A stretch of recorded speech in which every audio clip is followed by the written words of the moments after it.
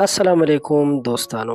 دکاندار یو ښځې سره ناروا کار کړی، غلط کار یې ورسره کړی. ویډیو هم راغلی، ویډیو به تاسو سره شریکوم. ضرور موږ سره تر اخره پاتې شئ. قدرمنو، که موږ تاسو وګورو نو زموږ په ټولنه کې نن سبا دا مرض ډېر زیات په خورېدو دی. خاص کر دکاندار طبقه چې کومه ده، هغه ته چې کله هم ښځې ورشي نو هغه ورسره دا کوشش کوي چې ګپ شپ ورسره ولګوي او هغې سره خبرې وکړي، یا د هغې د زړه چې کوم رازونه دي هغې باندې ځان پوه کړي. او ځینې کسان داسې چې کومه ښځه یعنې خفه وي نو بیا ورته د داسې خبرې کوي چې ګپ شپ ورسره جوړوي. همدغسې یو ښځه چې پېښور کې یو دکاندار ته ورغلې نو په دغه دکان کې کیمره هم لګېدلې. نن سبا خو هر دکان کې کیمرې وي، نو دغه دکاندار ورسره یو څه ورکړي دي ورته، یعنې یو جوړه جامې یا بل څه داسې ورته ورکړي دي او د هغې په بدل کې ورسره د ناروا کار کولو کوشش کړی. خو د حیرانتیا خبره دا ده چې دغه ښځه چې کومه وه دا پښتنه ښځه وه او هېڅکله یې دغه ته ځان جوړ نه کړو چې ګینې دا دکاندار دا منحوس انسان ورسره داسې غلط کار وکړي. نو په دې طریقه باندې هغه بیا ځان یې ویستلی دی دغه ښځه او تښتېدلې ده.